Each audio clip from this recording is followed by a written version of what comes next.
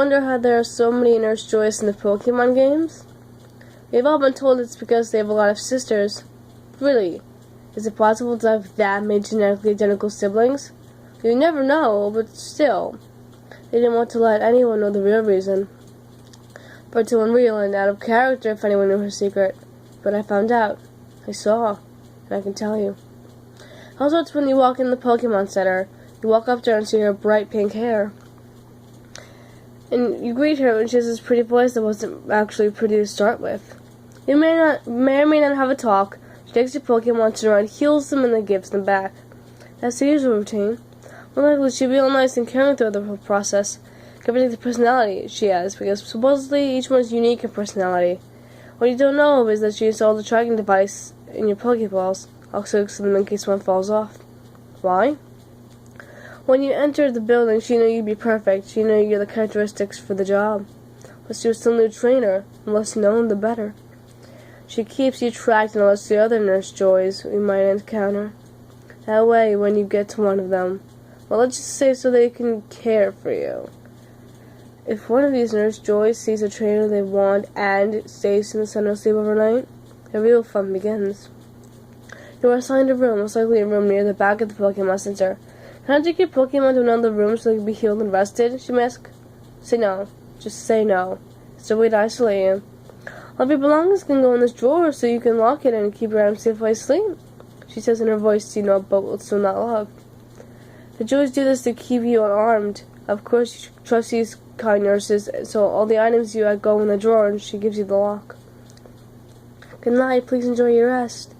She tries to comfort you, but if you look closely, you may notice the fake face she has, because almost always they are full of excitement before the procedure happens.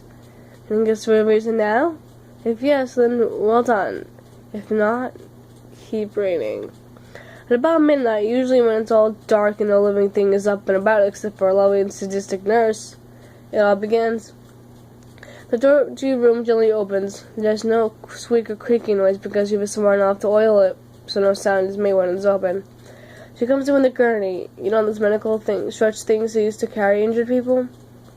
Her face is not sweet anymore, but more devilish. She enjoys this ritual. She loves it. The rush, the adrenaline she gets, the red glow in her eyes. It's as if she's possessed by the devil itself. Although you're sound asleep, she doesn't take any chances, so she takes in a needle. It's not poison. It's a liquid form of sleep powder, at a very high dose. It also can keep you asleep for, say, 2 hours. This needle has 10 ounces. She needs all the time she can get for the procedure to be successful. You're knocked down on a gurney, being pushed down into the hall into a room that's been disguised as the nurse's only room. If you ever somehow managed to see what's inside, here's what you would see. Severed limbs, and passengers in different sizes and jars. Only ones that just form properly. There are also testicles. She cuts them off.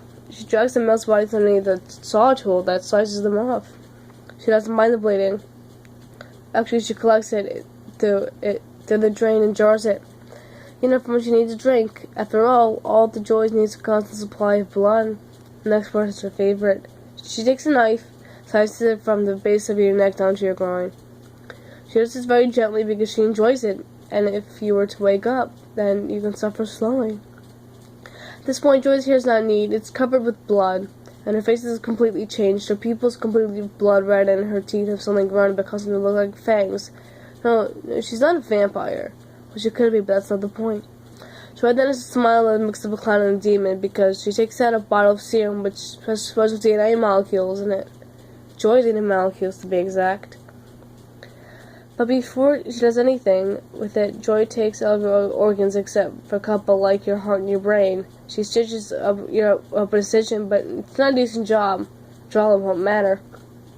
The serum needs to be directly poured on the brain for it to work. So naturally, Joy will take out a saw.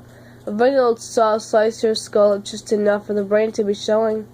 The serum is poured, and after a few minutes, your body is becoming more joy-like. The heart and the brain are revived, while new organs, joy organs, grow in the empty cavity that is your body. When you get to heal, it's as if you had perfect skin. This process is complete. You wake up the next day wanting to work at a Pokemon Center. Anywhere would do, but you also have this DNA molecule forcing you to look out for minor trainers that would be the next Joy. Of course, this comes with the ability to do what has been done to you. The thing is, You think you were born to identical nurses. Other identical nurse. You think you were born identical to the other Joys. But why go through the trouble of turning people into Joys?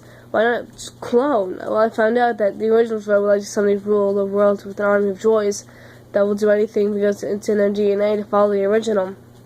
But cloning will attract too much attention. Plus the whole I have a lot of sisters that are identical seems to have been a good story.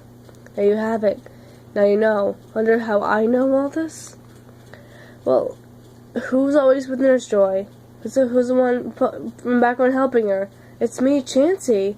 Most of the time I speak of this information even though I'm a Pokemon. So my advice to you is come with us hitting your risk. You never know. The thing about the real Nurse Joy is that she likes to hunt around by herself. So when you're alone sleeping or just relaxing, don't think you're safe. I hear she has a nice demonic face to stare at you with.